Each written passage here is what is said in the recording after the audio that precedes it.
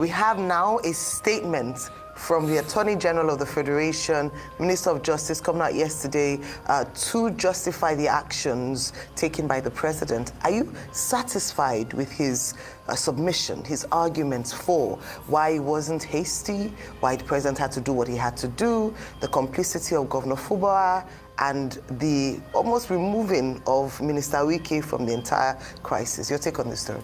At first, before we continue, I would like to greet Mr. President Tinubu this morning. Kábíyèsí o, kádé pẹ́ lórí, kí bàtà pẹ́ lẹ́sẹ̀, igbákejì òrìṣà. Kábíyèsí o. Because President Tinubu is Kábíyèsí o. A man that can go against the Constitution where there's no provision to suspend the governor. In a democracy. In a democracy. Something he complained about. Even when he complained against Jonathan, Jonathan did not remove the governor, suspend the governor. They still kept the governor in place. So, Kábíyèsí, and I will be greeting him like that every morning. Kábíyèsí. My Egbon Lateef Fagbemi even knows that what he's saying does not have conviction. There's nothing in it. Egbon.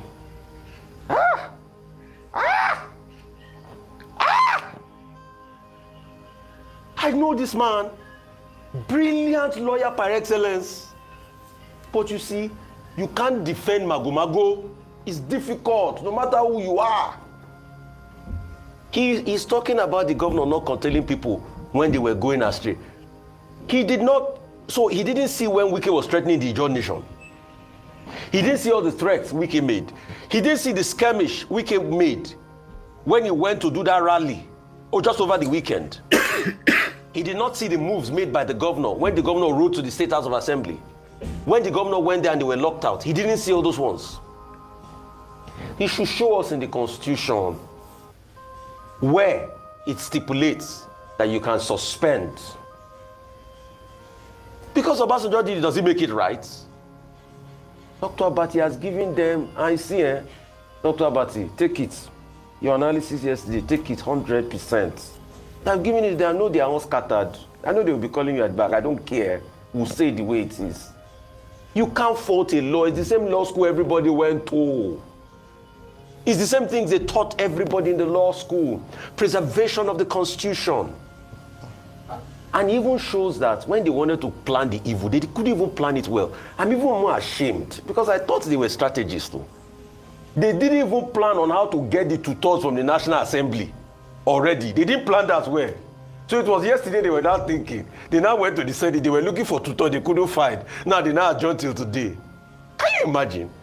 So in all of this, you people couldn't even plan on how to get your tutor properly. Then they started in their frolic again. I'm going to bring Senator Natasha's matter. They start a bungled recall yesterday. The world saw it.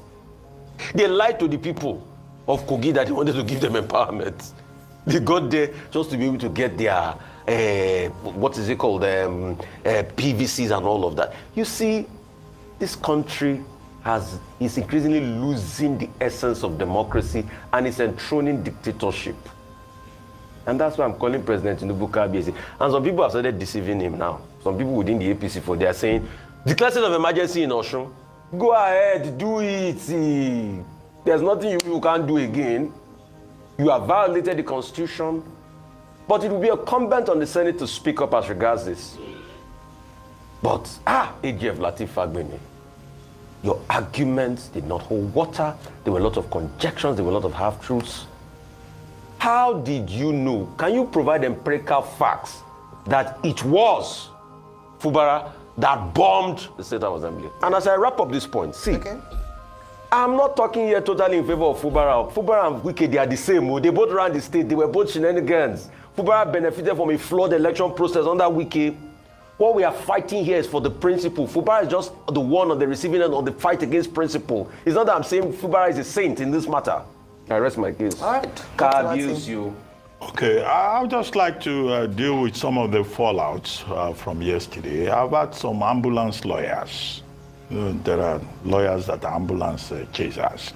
Again, that there is a particular law that was passed in 2018 empowering the president to suspend or remove the governor of a state or the democratic framework in any particular state.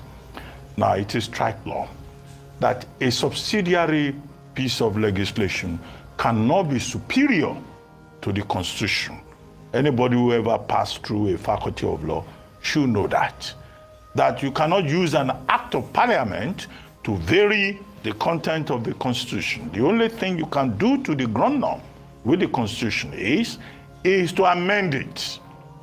So failing that, all the people are saying there was a piece of legislation in 2018 that gives the president powers, I say no. And I say that they are wrong. If they have evidence to the contrary, they should provide it. And I'm not even sure that that particular bill, there was a bill to that effect, I'm not sure that that was passed into law. The second point is that the section 305 that everybody is quoting is very clear. It says that the president will take his gazette, his proclamation to the National Assembly, and that the National Assembly will either, approve it or reject it. Section 305 sub 6 says 2/3 of each of the two houses, the red chamber, the green chamber. Now, the question that this raises is, why the haste? Because yesterday, the president, just went ahead and, swore in the administrator. Well, obviously, I was advising the sole administrator yesterday not to accept that appointment. But I think that I offered that opinion in vain.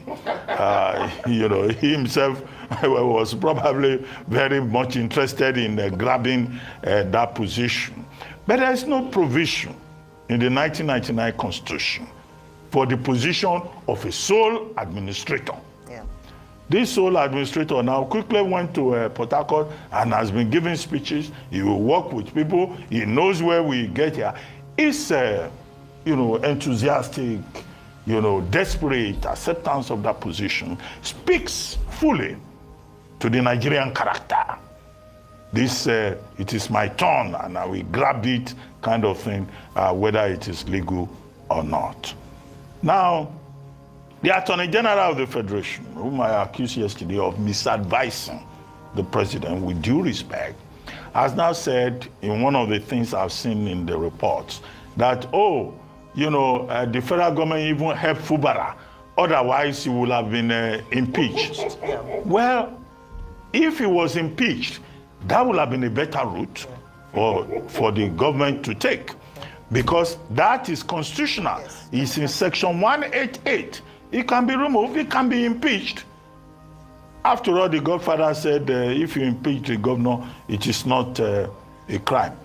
And, that would have saved the president the embarrassment of the kind of conversation that we have been having since yesterday, that the president overreached himself.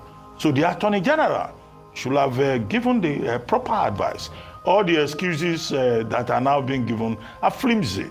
I even saw one statement saying, it was Fubara that organized the explosion of pipelines, along the Bordeaux-Bonny axis.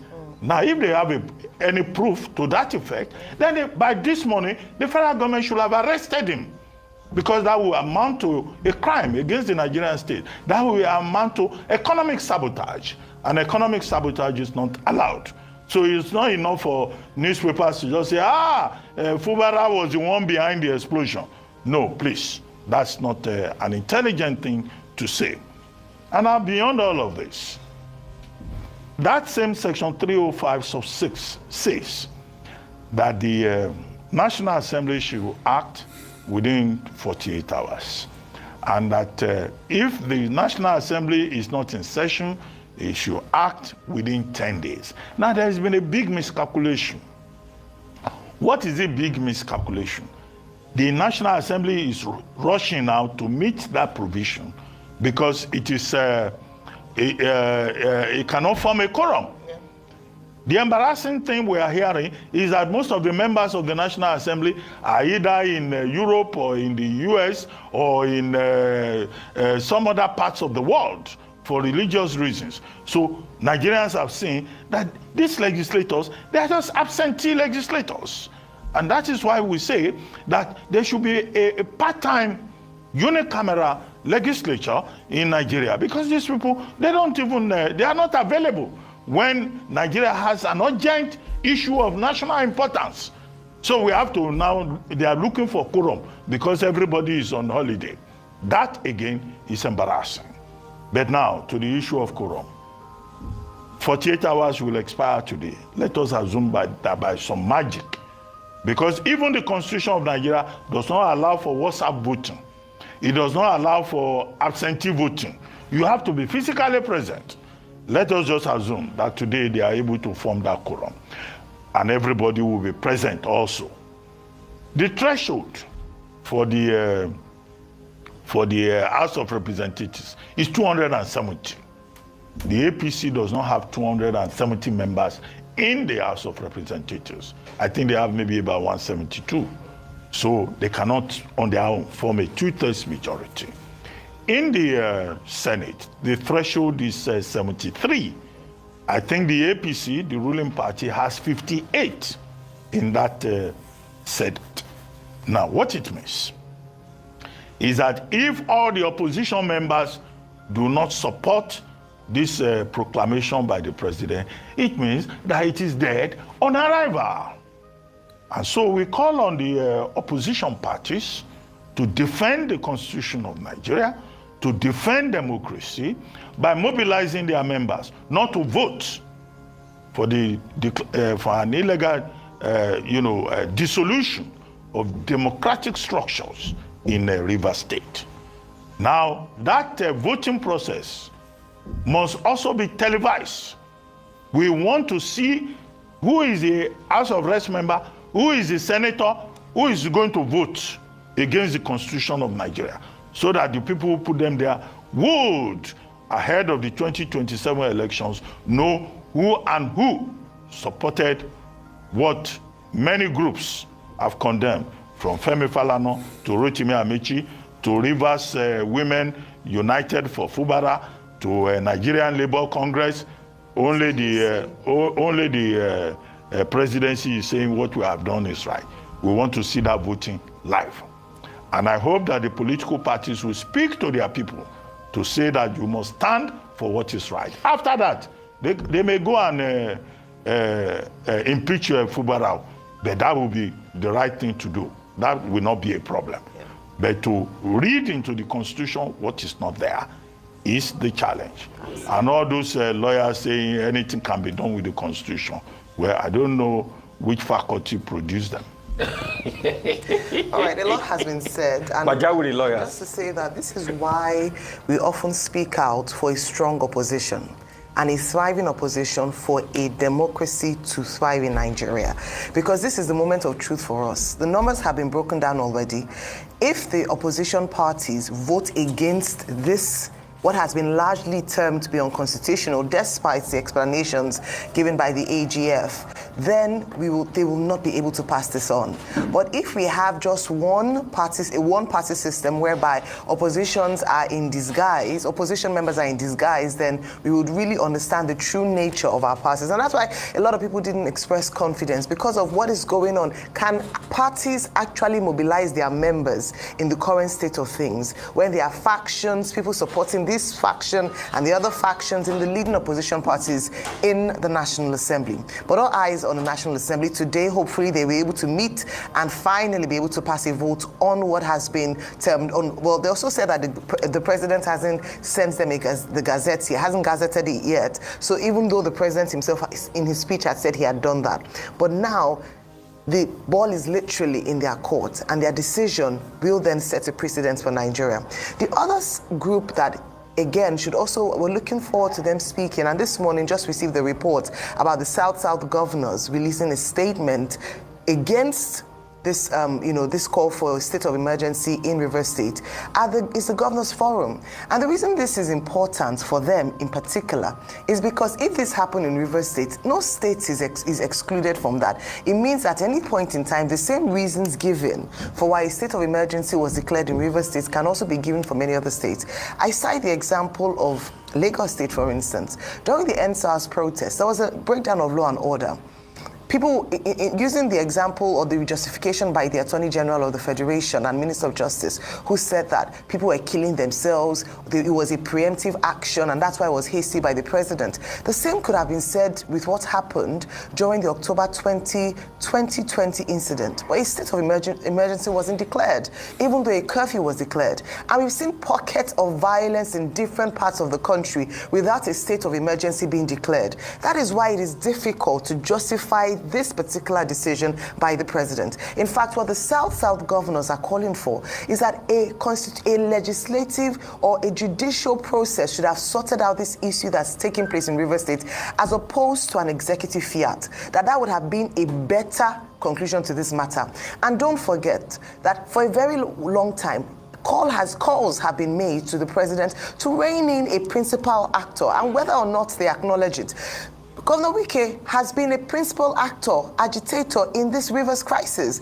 Many people were not shy to say it, and he himself had granted interviews, held media parleys, had talked, had gone to Rivers State in itself to declare that where he stood in this whole matter. And so if one man can hold a state to ransom, and if we're not backed by the state or backed by the president, we wouldn't be where we are today. And so it's not just an erosion of democracy, it's an erosion of the people's will in Rivers State.